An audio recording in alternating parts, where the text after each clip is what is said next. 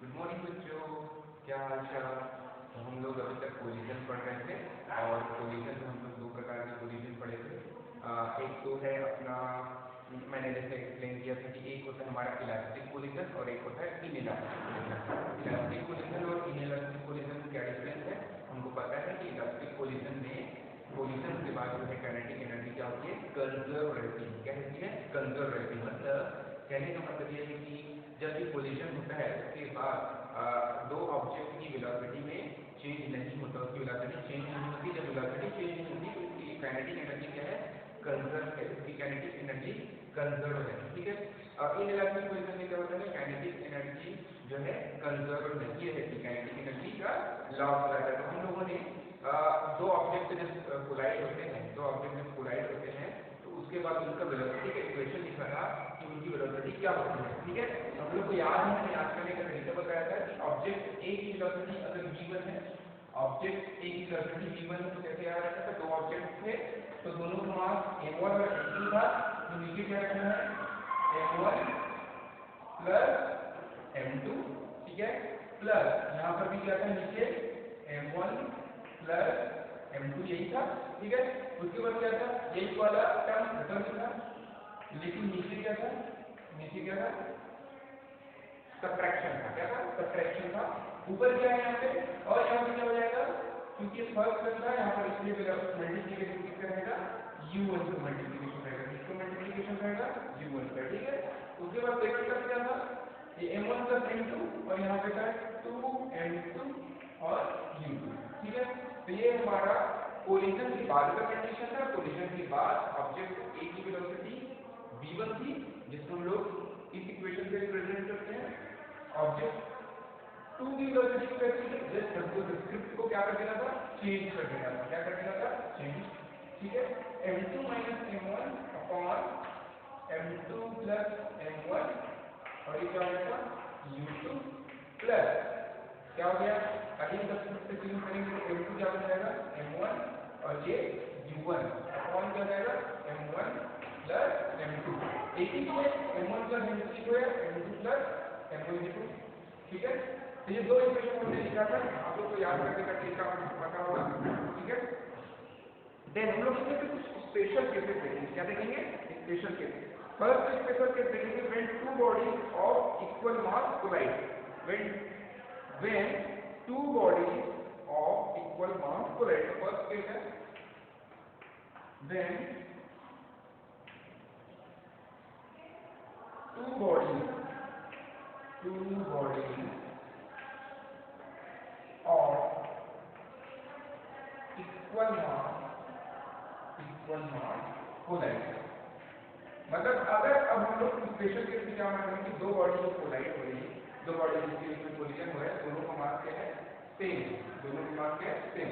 मतलब m1 किसके बराबर है, m2 के बराबर है, किसके बराबर है, m2 के बराबर, ठीक है। तो इस कंडीशन को हम लोग किसमें पुट करते हैं, v1 में। तो v1 देखिए, v1 क्या हो जाएगा, m1 की जगह हम क्या लिखेंगे, m2 minus m2 upon m2 plus m2, ठीक है।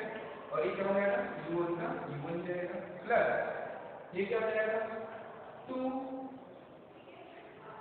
m1 की जगह m2 रखना था, लेकिन m2 u2 अपॉन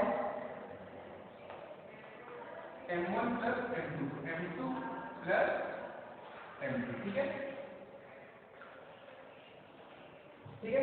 तो वेलोसिटी हम लोगों ने first condition m1 equal to m2 को कहां पे रखा है, v1 की जगह पे। सिमिलरली हम लोग m1 इक्वल टू m2 रखेंगे v2 पे, ठीक है। तो यहाँ पर क्या कंडीशन होगा, देखिए v1 क्या हो जाएगा, जब हम लोग m2 माइनस m2 करेंगे तो क्या हो जाएगा, 0 हो जाएगा। और 0 का मल्टीप्लिकेशन अगर u1 के साथ करते हैं तो ये क्या हो जाएगा, 0। मतलब ये टर्म क्या हो जाएगा आपका 0 प्लस 2m2 अपॉन 2m2, ठीक है। तो यहाँ पर 2m2 कैंसिल हो जाएगा, ठीक है। तो आपका v1 का वैल्यू कितना है, v1 is equal to u2। इससे क्या पता चला, जो सेकेंड ऑब्जेक्ट की जो वेलोसिटी थी u2 बिफोर कोलिजन, वो क्या आ गई, उसकी वेलोसिटी क्या बन गई, u1 बन गई। क्या बन गई, u1, ठीक है। तो हमने दो ऑब्जेक्ट लिया हुआ था, दोनों ऑब्जेक्ट, फर्स्ट ऑब्जेक्ट ए की वेलोसिटी क्या थी, u1 थी, ऑब्जेक्ट बी की वेलोसिटी क्या थी, u2 थी। बिफोर कोलिजन ऑब्जेक्ट बी इसकी वेलोसिटी u2 थी, आफ्टर कोलिजन उसकी वेलोसिटी क्या हो गई, v1 हो गई, ठीक है। फिर हम लोग इस कंडीशन को वेलोसिटी 2 में पुट करते हैं, v2 इक्वल टू क्या हो जाएगा, अगेन हम लोग m1 equal to m2 put करेंगे, तो क्या हो जाएगा m2 minus m2 upon m2 plus m2 into u2 plus 2 m2 u1 upon m2 plus m2, ठीक है।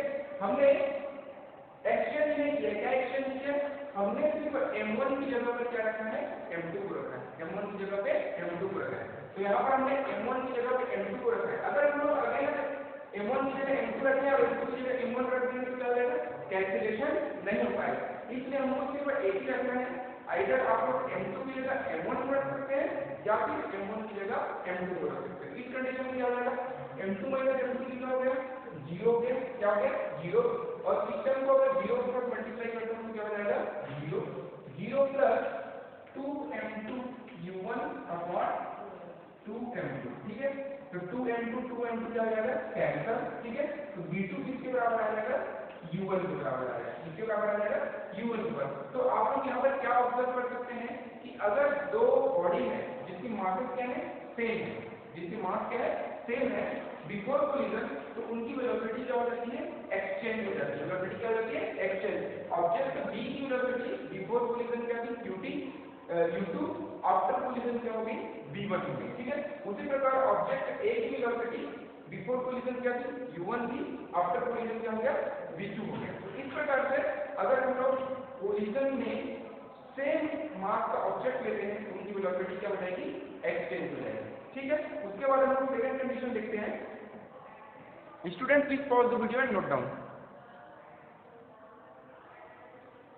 ठीक है बच्चों। तो फिर हम लोग सेकंड केस देखते हैं कि अगर सेकंड केस में क्या होता है, हम लोग ने क्या किया, when a body collide against a stationary body of equal mass, again पहले वाला कंडीशन आप लोग कंसीडर किया, क्या किए हैं, m1 m2 लिए हैं, लेकिन इसमें से एडिशनल क्या कंडीशन है कि when a body collides against a stationary body of equal mass, stationary body कहने का मतलब है कि जो ऑब्जेक्ट बी है उसकी वेलोसिटी क्या हो गई है, 0 हो गई, क्या हो गई 0। तो इसमें एक एडिशनल कंडीशन है कि u2 क्या हो गया, 0 हो गया। तो आप लोग यहाँ देख सकते हैं अगर u2 0 होता है, अगर क्या u2 0 होता है, तो v1 में अगर m1 m2 पुट करते हैं और u2 0 रखते हैं तो क्या हो जाएगा, यहाँ पर देखिए v1 क्या हो जाएगा m2 minus m2 upon m1 plus m2 into u1 plus 2m2 into 0 upon m1 plus m2, ठीक है। तो अगर ये कंडीशन है जिसमें दोनों ऑब्जेक्ट का मास क्या है, सेम है, और अगर जो सेकेंड ऑब्जेक्ट है, जो ऑब्जेक्ट बी है, जो आगे चल रहा था वो स्टेशनरी है, जो आगे रखा हुआ ऑब्जेक्ट है वो क्या है, स्टेशनरी। उस कंडीशन में क्या हो जाएगा, v1 जो ऑब्जेक्ट ए है, ठीक है। तो v1 की वेलोसिटी क्या हो जाएगा, देखिए m2 माइनस m2 क्या हो गया 0 0 into समथिंग 0, यहाँ पर 0 प्लस 0 वो वाला क्या आ गया 0।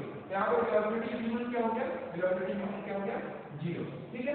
हम लोगों ने डायग्राम में देखा था कि v1 किसकी वेलोसिटी थी, ऑब्जेक्ट ए की वेलोसिटी थी, जो बिफोर कोलिजन पहले कुछ स्पीड से चल रही थी, ठीक है। तो आफ्टर कोलिजन क्या हो जाएगा, आफ्टर कोलिजन उसकी वेलोसिटी क्या हो जाएगी, 0 हो जाएगी। किस कंडीशन में, अगर जो सेकंड बॉडी जो है ऑब्जेक्ट बी जो है अगर वो क्या है, स्टेशनरी कंडीशन में, किस कंडीशन में, स्टेशनरी कंडीशन में, ठीक है।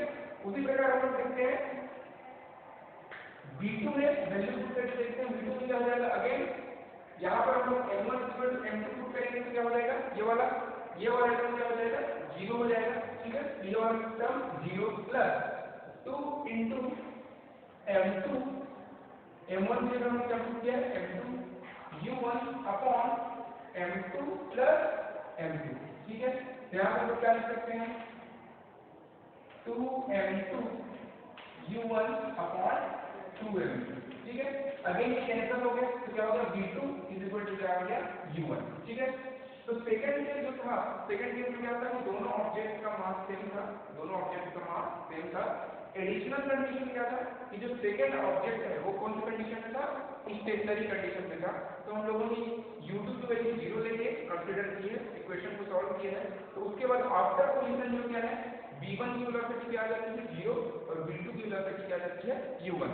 v1 किसकी वेलोसिटी थी, ऑब्जेक्ट A की, और v2 किसकी वेलोसिटी थी, ऑब्जेक्ट B, ठीक है। तो इसी प्रकार हम थर्ड कंडीशन को कंसीडर करेंगे। Student please pause the video and note down. ठीक है बच्चों, तो हम लोग थर्ड कंडीशन देखते हैं। थर्ड कंडीशन में क्या लिखा हुआ है कि when a light body collide against a massive stationary object, ठीक है।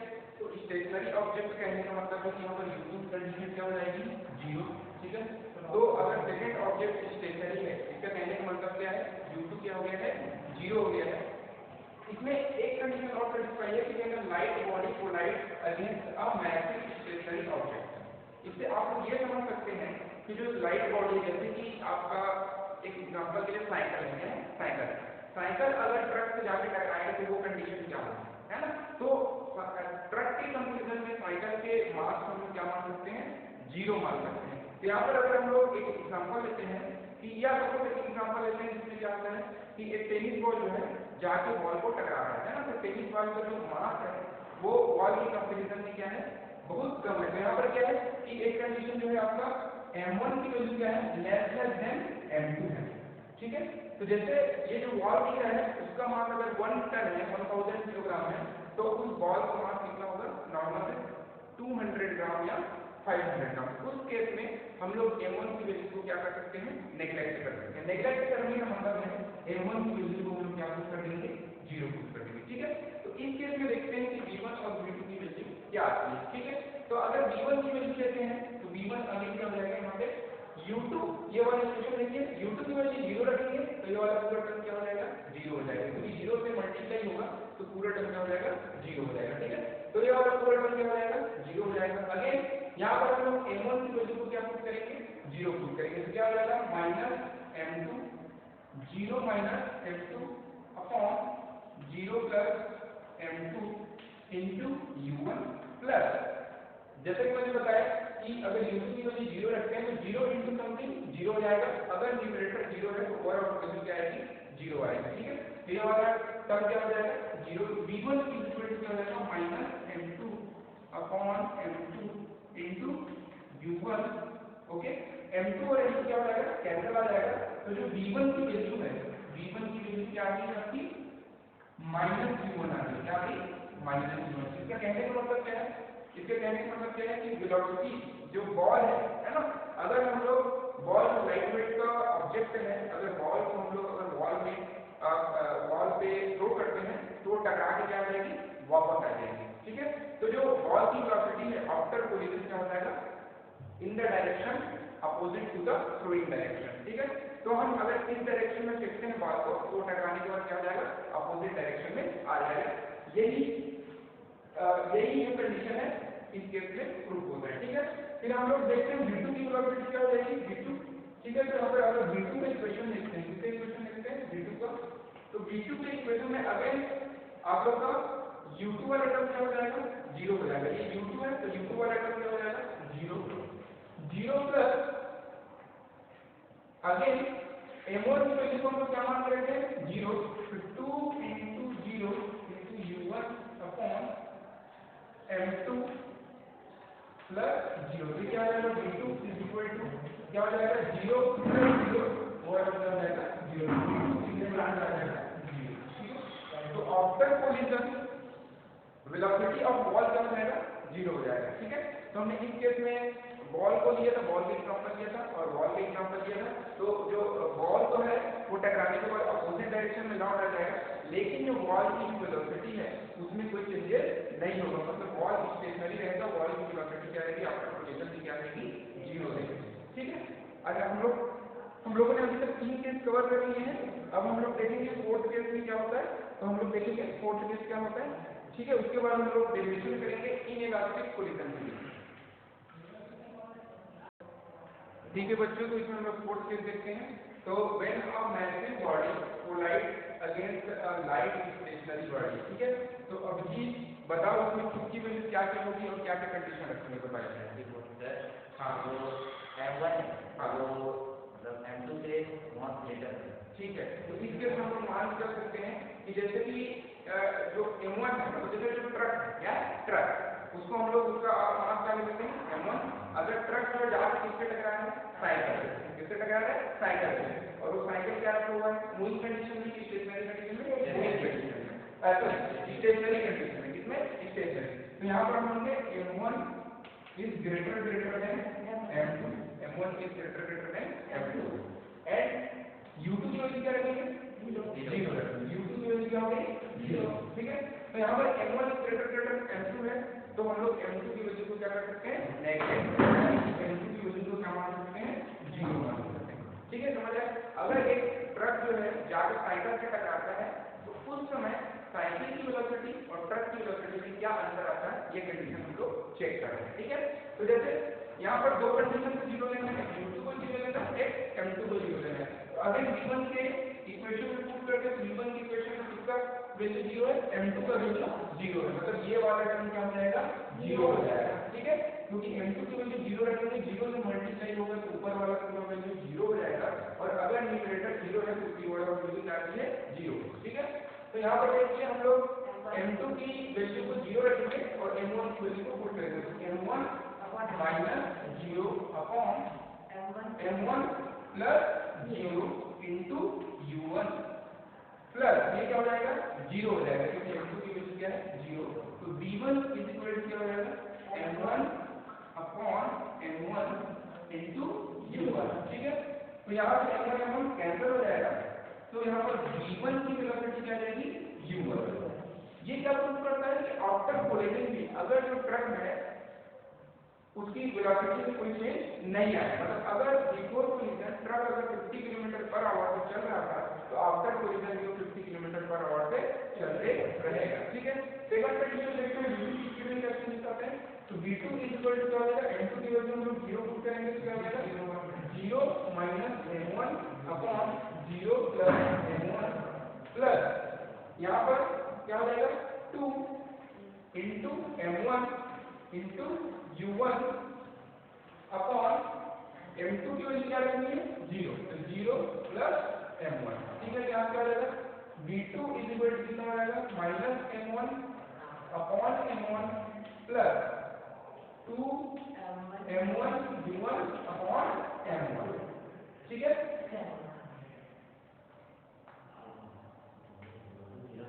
नहीं तो कुछ गड़बड़ी हुई है, सर U2 0 है सर, और पूरा होल डिफर, अच्छा ठीक है, U2 क्या है, 0 है, U2 में 0 सर, तो यहाँ पर क्या हो जाएगा, 0 को मल्टीप्लाई कर देंगे, 0 का मल्टीप्लिकेशन हो जाएगा, ठीक है। तो ये ओवरऑल वैल्यू क्या हो जाएगी, ओवरऑल वैल्यू क्या हो जाएगी, 0। तो V2 की वैल्यू क्या हो जाएगा, 0 plus 2M1 U1 upon M1, ठीक है।